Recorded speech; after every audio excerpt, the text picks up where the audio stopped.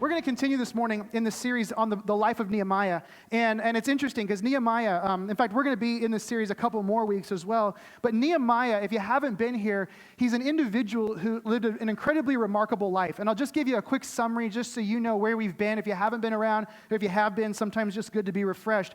But Nehemiah is an Old Testament character who is actually a Jew living in the Persian Empire. In fact, he actually lived in the city of Susa, which is a significant distance away from Jerusalem, about 1,000 miles away from Jerusalem. He was the cupbearer to King Artaxerxes, the king of Persia. So the significance of that is just simply that he had a very comfortable life. He had a very good job. Kind of things were moving along in a very positive way for this individual named Nehemiah. But the story of Nehemiah is really fascinating because in the early chapter of Nehemiah, the first chapter of Nehemiah, in the early moments that we see him, he gets word that the people of Israel, the Jews who are living in Jerusalem, who have been released from exile, they've been set free and been given permission not just to go back and rebuild their city, but to rebuild the temple and to become the people that God created them to be, wanted them to be.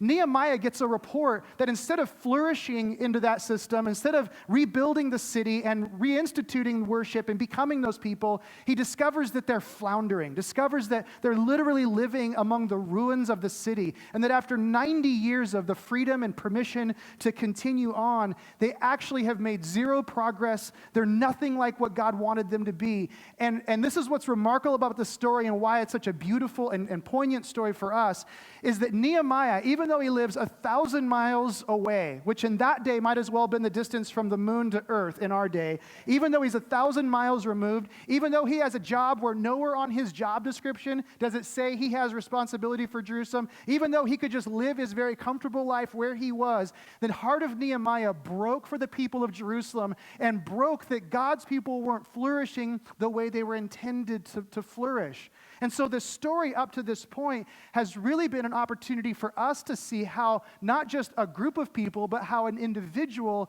moves from a life of floundering to a life of flourishing, going from rubble to the return to the kind of people that God created us to be. And what Nehemiah has shown us is something really significant, a principle that we've been carrying through this series from week one, and that's this, that you and I become our best versions of ourselves, not when we focus on self-improvement, but when we focus on others' improvement.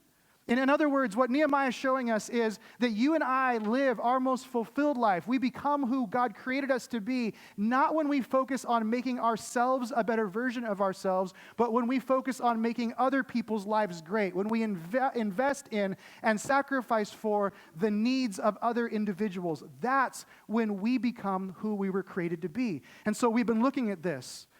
We've been asking some questions. We've been asking questions about Nehemiah's story and then applying them to our life. Like, what breaks our heart? Like, are we allowing our hearts to be burdened for things other than our own personal comfort or our own game plan for our personal lives? Do we get brokenhearted for other situations where things are messed up in the world?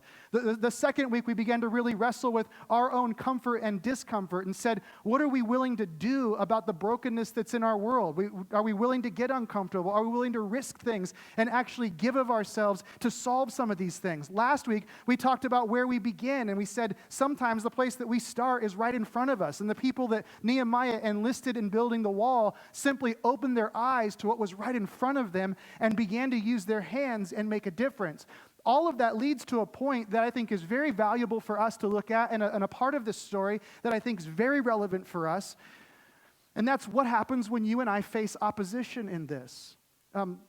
This week, we're going to see Nehemiah face something in chapter 4 that I think we all face when we begin to step out. And some of you I know, maybe over the last few weeks you've said, you know what, I really want to do this. Maybe like in week 1, you started to feel something stir. Maybe last week there's like that party that goes, you know what, there is stuff I can do, and I can start using my life. I can start using my gifts or my abilities to do something about this. When we start to do those things, frequently we begin to face opposition.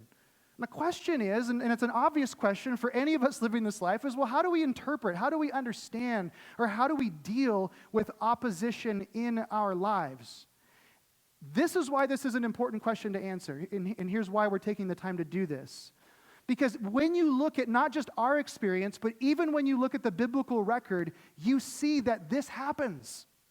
Like people begin to step out. They say, hey man, I'm going to do this thing. And all of a sudden, they start facing things they never planned. They were inspired. They were encouraged. They were like, here we go. And next thing you know, somebody's in their face or something's flying up in front of them, causing them to question whether or not they made the right decision. Jesus himself, if you look at the life of Jesus, at his baptism, there is this amazing moment in which God affirms who he is. He says, this is my son in whom I'm well pleased. It's this like pinnacle. And then in the next few pages of the Gospels, he finds himself in the wilderness being tempted and tortured. And you go, well, what's that all about? Why is there a high point followed by a low point? Elijah in the Old Testament has this amazing victory in front of all of the gods of Baal. And then if you keep reading, we find Elijah depressed, like deeply depressed and distraught, hiding and weak. And you go, how can you have this victory and then face opposition and be depressed and hiding? The Apostle Paul has moments in which he expresses his views with boldness. He confronts the corrupt systems of his day and ends up going to prison for it.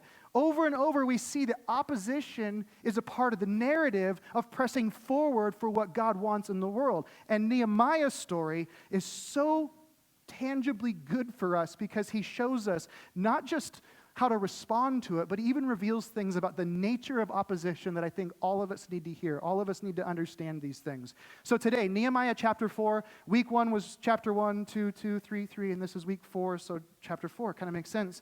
For the first time ever, I make sense. So verse 1 of Nehemiah chapter 4, this is what it says.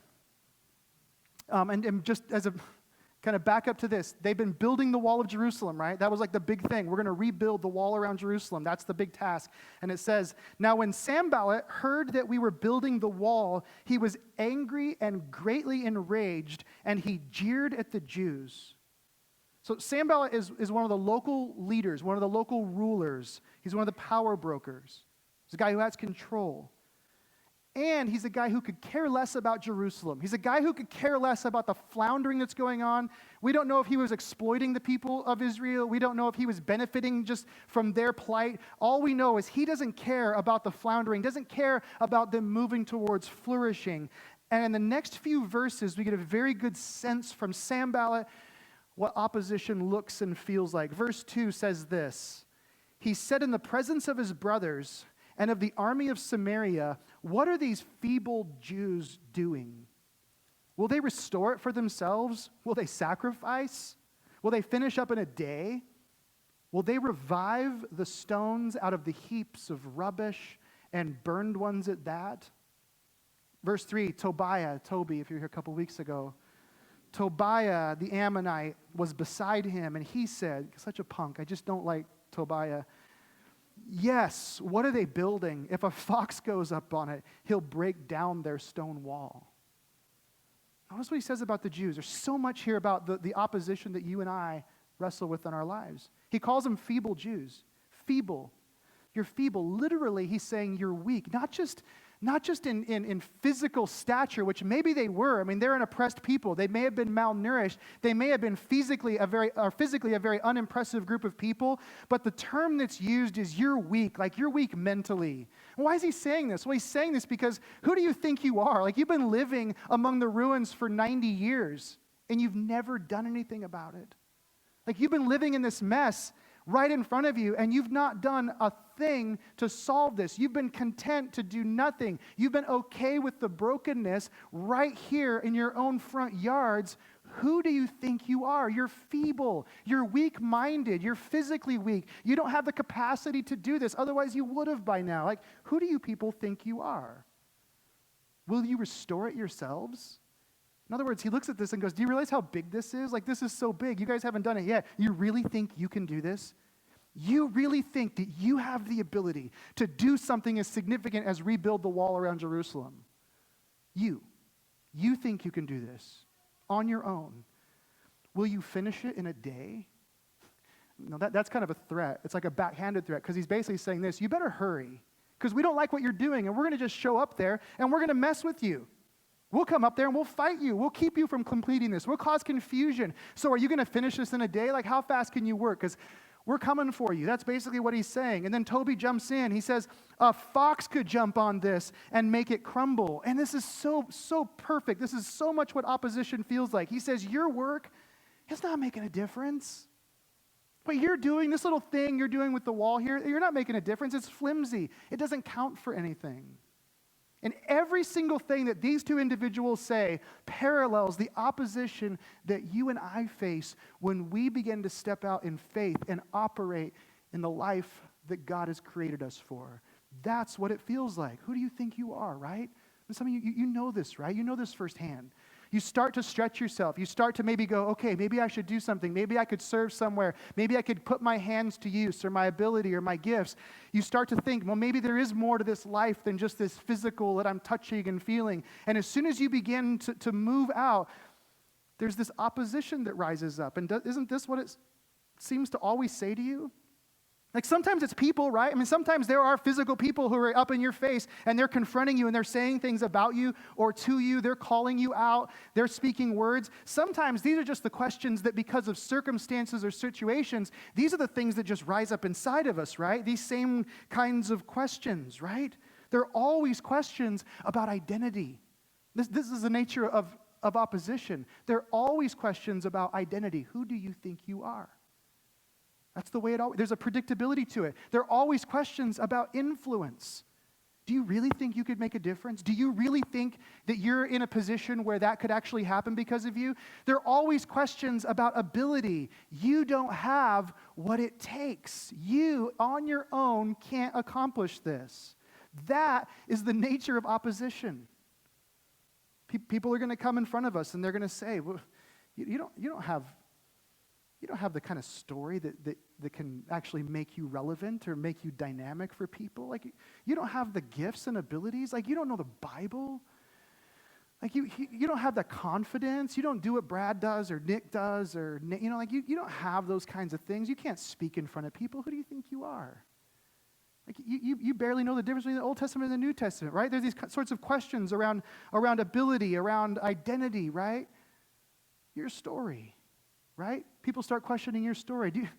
But we know where you came from. And you know this too, right? Like, you know your own story. And sometimes people say it, and sometimes you're just reminded of it. But you begin to step out, and you think, man, my story isn't the kind of story that I don't want anybody to know. Like, if people find out who I am, if people discover that somehow I actually contributed to the rubble at one point in my life, maybe they wouldn't let me work on the wall. So I'll just kind of stay back here and be quiet because my story, it contradicts the story I'm telling today. And so I don't know what to do with that, right?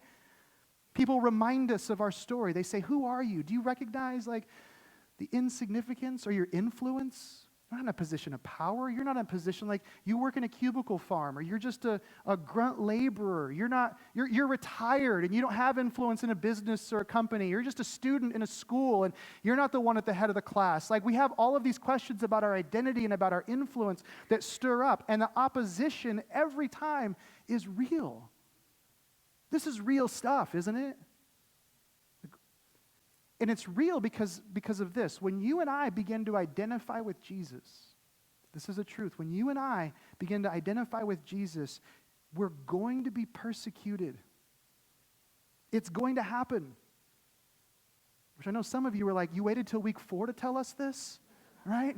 Like, I was all excited week 1 to do something, and now you're saying this? Well, I am saying this. When you allow Jesus to begin to use your life, when you begin to become a conduit of his love and his grace and his work in this world, when you begin to let him leverage your experience, you're going to face opposition. It happens. You're going to be mocked. You're going to be ridiculed. You're going to be disregarded. And when it happens, it takes this same shape over and over. And there are going to be questions about your identity and your influence or your ability. And the question's going to rise, like, what difference do you really think you can make? What difference do you think you can make? Opposition has this predictable, repeated pattern, these characteristics that over and over again, they come at us in the same way. And my guess is that for many of you, you've come to this tension, right? You've come to this point, and what's causing you to resist living a life of significance is that you've either believed the opposition or you've believed something about the opposition that isn't true.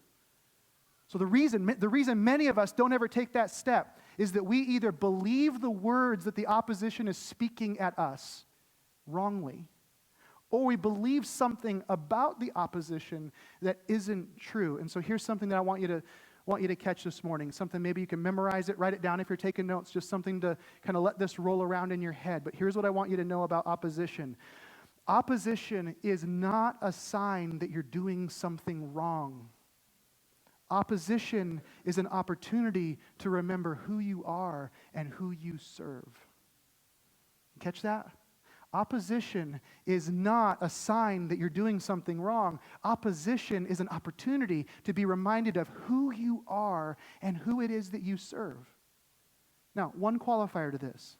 If you're being a knucklehead, like if you are being selfish and you're doing your own thing and it's all about you and you face opposition, that's actually called consequences for being an idiot. All right? That is not what we're talking about. What we're discussing is opposition in the context of, hey, God, I want to use my life for you. Opposition in the context of, I'm going to step out and get uncomfortable. I'm going to put my life on the line. I'm going to risk something for another person. That's the context of the opposition that we're talking about. And that opposition is not a sign that we've made a bad decision. And that opposition is an opportunity to remember who we are and who it is that we're serving. When you and I, when we begin to step out in faith and we face opposition, there's this tendency, there's this practice, I think, especially among church people. Like it drives me absolutely crazy, if I can just be honest today. It drives me crazy that people read opposition like a signpost. Not like a signpost, like a stop sign, right? Like something that gets in their way and they're like, ooh. Like suddenly God goes from this loving God who's near to us to a drunk uncle who lives upstairs and we don't know what he's doing. Like, what's going on up there, God? Like, I don't know. And like we get opposition and we're like, now it's like, well, God, am I doing the wrong thing? Like, God, should I not be serving? And God's like, yeah, exactly. I want you to live for yourself. That'd be awesome, right? God, this is costing me. It's starting to get uncomfortable. And I feel like, man, some things are happening. I don't really have the time. Like, we start asking these things. It's like, God, is God going to say to you, yeah, you're right. Just go back to living for you. We start to interpret the signs. We start to interpret the things that are happening around us, the opposition, as if it's God telling us to stop. And yet that opposition is never, that's not what the opposition is. Opposition confirms that we're beginning to stretch ourselves and be used for his purposes in a broken world. Opposition is real. Opposition might actually be a sign that you and I are moving in the right direction, not the wrong direction, which doesn't fit well with our comfortable culture, does it? See, it's an opportunity to remember who you are and who it is you serve. Look at what Nehemiah does. He shows us this in the next few verses. It does exactly this thing. There's opposition, and then in verse 4, Nehemiah says this, "Hear, O our God, for we are despised." Like we are experiencing opposition. But look what he says. "Turn back their taunt on their own heads and give them up to be plundered in a land where they are captives." I love this sort of stuff, right? Like, let them live our life. That's what he's saying. "Do not cover up their guilt, and let not their sin be blotted out from your sight. For they have provoked" who? You to anger in the presence of the builders. I love this. I love this, and here's why. Because Nehemiah goes right back to God. He says, listen, this opposition that I'm facing, this isn't opposition against me. This is opposition against God.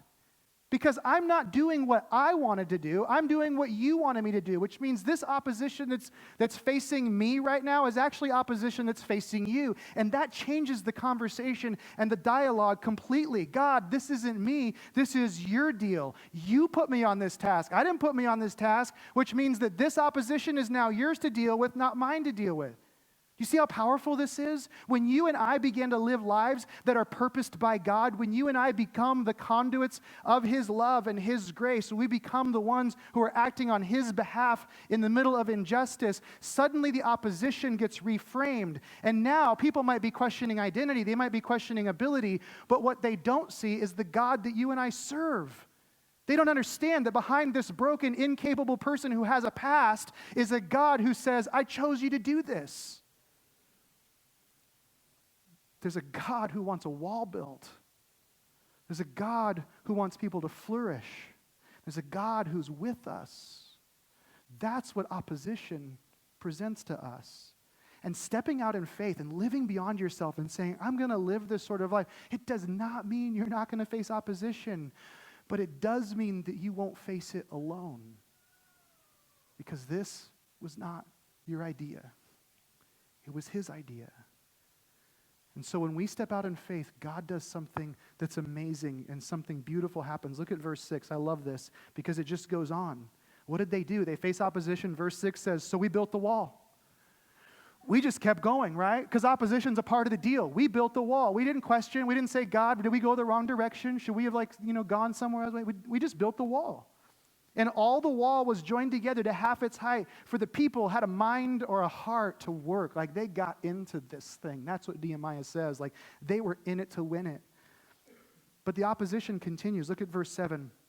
It says, but when Sanballat and Tobiah and the Arabs and the Ammonites and the Ashdodites heard that the repairing of the walls of Jerusalem was going forward and that the breaches were beginning to be closed, they were very angry.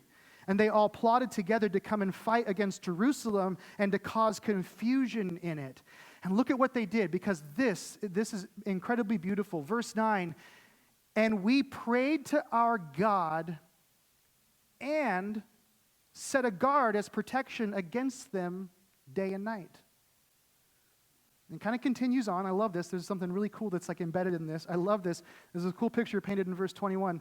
So we labored at the work, and half of them held the spears from the break of dawn until the stars came out. I also said to the people at that time, let every man and his servant pass the night within Jerusalem, inside the walls, that they may be on guard for us by night and may labor by day. So neither I nor my brothers, nor my servants, nor the men of the guard who followed me, none of us took off our clothes. Each kept his weapon in his right hand. In the verses before this, there's this picture that they were working with one hand and holding swords with the other. And I love it because their response to opposition was prayer and posting guards. We prayed to God, and then we posted a guard. The Bible is continually speaking about the sovereignty of God and human responsibility together. We have a tendency to separate these two. We say things like this, well, if God is sovereign and in control, then we shouldn't have to set a guard. Because he's God, right? So if God wants the wall built, then he should keep these people at bay. Like let them strike them with lightning or do something miraculous and crazy. But we shouldn't have to do anything, right? Isn't that our thinking? Like if God is sovereign and God is in this and God is going to be faithful to me as I press forward for him, then he just needs to do that. And I'm just going to pray, right? We're just going to pray. And if God wants the wall to be continued, well, it's just going to happen. So let's all get together, sing Kumbaya, and do our thing. That's the way that we tend to think, right? We separate it. Or this is the other thing church people tend to do. If we set a guard, this is what church people say. If you set a guard, if you go, okay, we're going to do this, like we prayed, but now here we go. We got our swords, and we're going to face this opposition. Church people go, well, you're not trusting God, right? You're not trusting God. So you're either just going to wait for God to do something because he's sovereign, or if you do something, you're not trusting him. But what Nehemiah shows us is, no, you do both. They prayed first and acknowledged God's sovereignty. God is in this. They posted guards. Second, there is human responsibility. See, we tend to separate the two, right? We say, if this isn't happening the way we thought, well, then God, we start questioning God's sovereignty, right? Well, God, you're not sovereign. You must not be working. You must not be who you promised to be. And so we start questioning him. But what Nehemiah is showing us is there's God's sovereignty right alongside of, enmeshed with human responsibility. What does this mean? Well, it means in the large scope of what's going on in the world, God is in charge, but at the same time, what you do matters. You matter. Your life matters. You can make a difference. That's what this is saying. God's people doing radical things for him. They're going to face opposition, but that opposition comes because you're making a difference. This is a beautiful thing for us to hear because we live in a culture that has been shaped completely around being a spectator, right? Like most of us are spectators. We're told to sit on the sidelines and watch, and we put other people in the game to play for us, right? To represent us. We're constantly told in our culture that we are insignificant, that we're individual. You just go do your thing, seek your pleasure, do your thing, live your comfortable life, and we'll take care of the details over here. But what God says is this: you matter. Your life matters. God's people don't need to be powerful. They don't need a story. They don't need to be in charge. But they can still accomplish great things for Him. On one hand, God is completely in charge, and on the other hand, what you do matters. See, opposition, it turns out, has an answer. In fact, Jesus gives us an answer that Nehemiah didn't even have to the opposition. Jesus says, Jesus says, when you get persecuted, it's not a matter of if, when you get persecuted, when you get despised, put it in the context of what I did for you. You want to deal with opposition, put it in the context of what I did for you. What does that say about those places where you experience opposition? What does what I have done for you say about the opposition that you face? Well, what I've done for you says something about your identity that nobody can undo, right?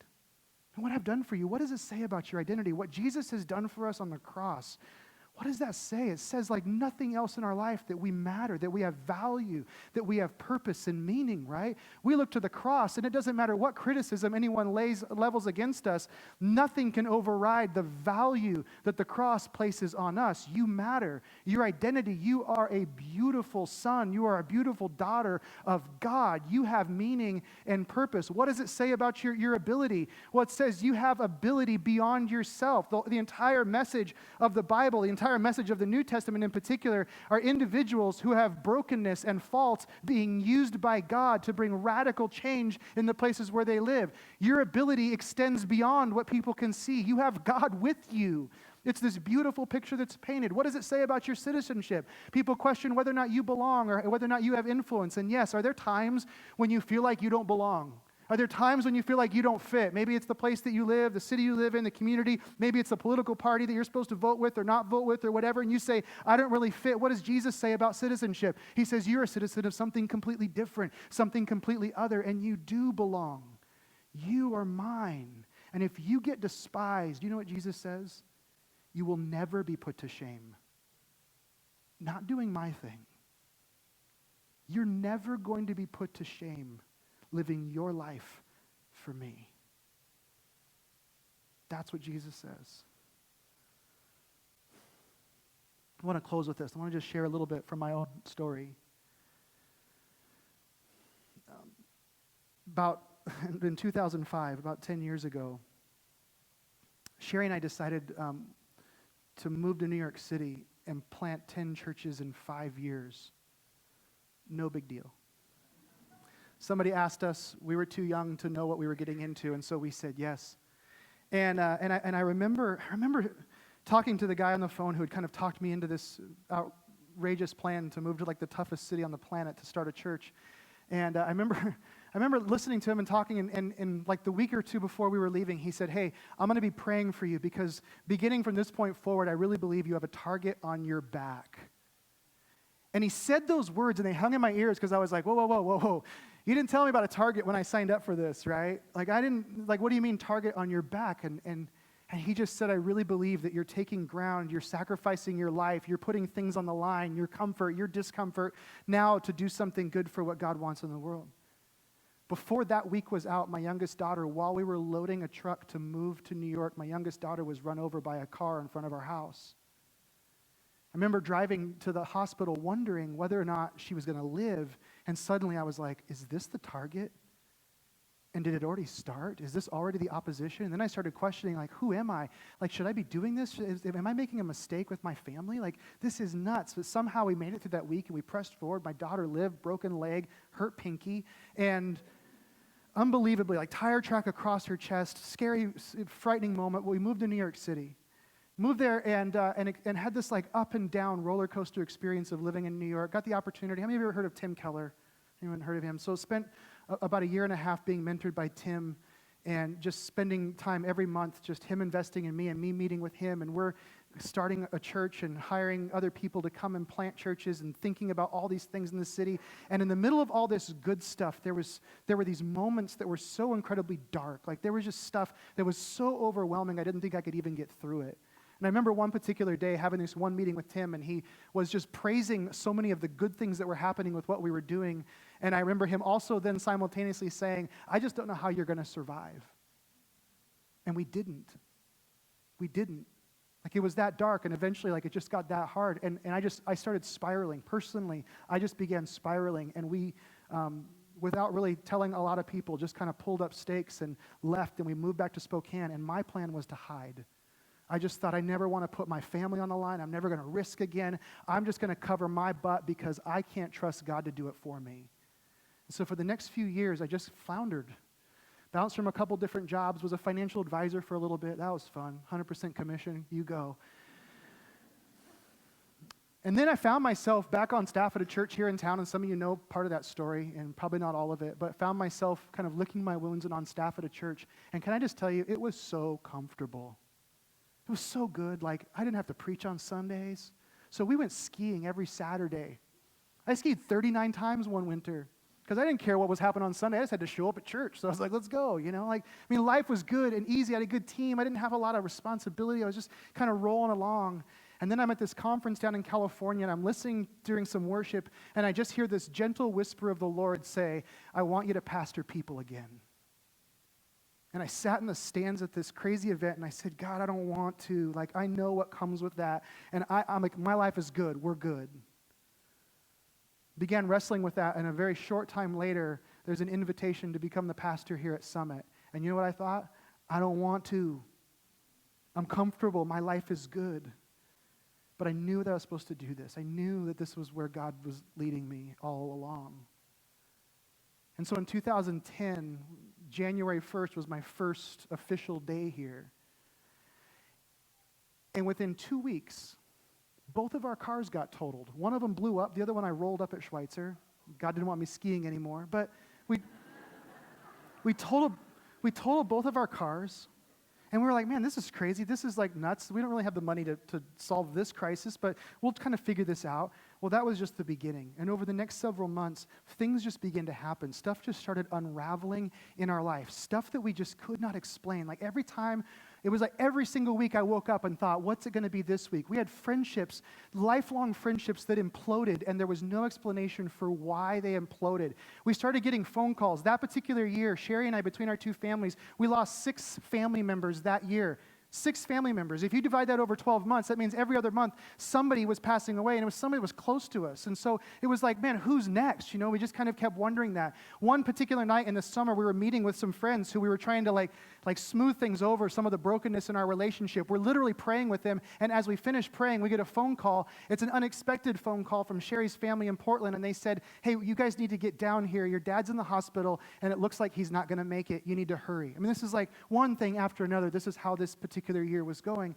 And so we raced to Portland, and we had a couple of days with Sherry's dad, and he died. We never imagined that he would die, and he passed away. And unbelievably, while we were there, my daughter had a cut on her foot, and while we were in the hospital down in Portland, that cut got infected with a 1 in a million virus that a week and a half later took her to ICU while Sherry was still down in Portland. And I had to call my wife because doctors looked at me and said, if your wife wants to see your daughter alive, she needs to get here. She scrambles on a plane. People won't even let her fly in their place. She's scrambling to get on a flight. She gets here. We end up spending 8 days in ICU, and miraculously, our daughter lived to tell about it. I remember standing there at one point. I remember thinking about the year and then thinking about this, like at this climax. I remember thinking, we can't buy a cup of coffee downstairs at the hospital, much less pay the bills that are going to start rolling in. Like, I just remember thinking, what is left, Just, it seemed like every single time we turned around, something else imploded. The elders here at Summit, they made a couple of Job references when we meet, and I was like, yeah, I feel like it. Like, Job, Old Testament character, crazy stuff happened, shouldn't have, but it did. That was me. I was like, this doesn't make any sense. Had a friend here at Summit who said, hey, can I take you to Alaska fishing? And I was like, do you think that's a good idea? And it wasn't. We got stranded on an island for several days. I'm not exaggerating. And we had to eat the fish we caught. Like, we're eating the fish, and he's like, is this like the norm? Well, yeah, this is it, right? Like, this is just the way things go. Month after month as I began here at Summit, and it went on like that. It went on for a while, Scott, right? It just went on like, it seemed like it was never letting out. We were just like, they would just shake their heads and pray and say like, man, we don't know what's going on with you. By the way, do you know what was happening during all of that time here at Summit? God was working. God was moving. Things were happening. Things have continued to happen. And you know what I remember thinking? I remember going, God, it'd be really great if you'd let me breathe a little.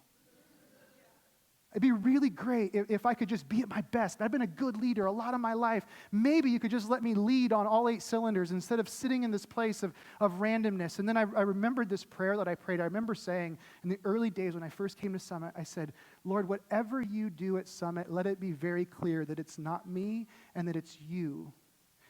I thought he'd have other ways of doing that. But his way of doing that was me walking through obstacle after obstacle and just discovering who he is and leaning on him and trusting him and knowing this opposition isn't against me, it's against him. And who I am is a saved son of God who is doing what his Father asked him to do. And he will be faithful. He will be faithful. There will be opposition. Stuff's going to happen. But there's nothing like living your life and knowing that God is with you. Amen. That's what I want to pray for you. Would you stand with me?